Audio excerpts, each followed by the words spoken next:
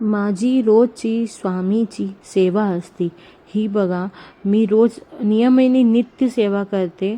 पहिले मी आपले पितरांचा अध्याय करते. पितृतुष्टीकारक रोज अध्याय वाचते.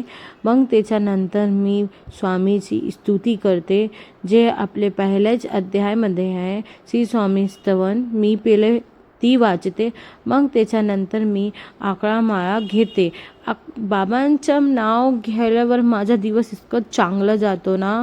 मी जी मनात माझे कामना असती, जी बी माझे मनात भाव असते, ते बाबांनी ऐकलं असतं आणि माझा दिवस एवढं चांगला गेला असतं आणि माझी इच्छा पूर्ण होत असती.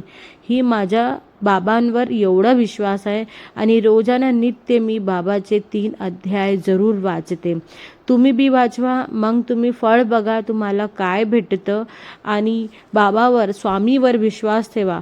बाबा फक्त हेच म्हणतात ना, मैं गया नहीं अभी जिंदा हूँ.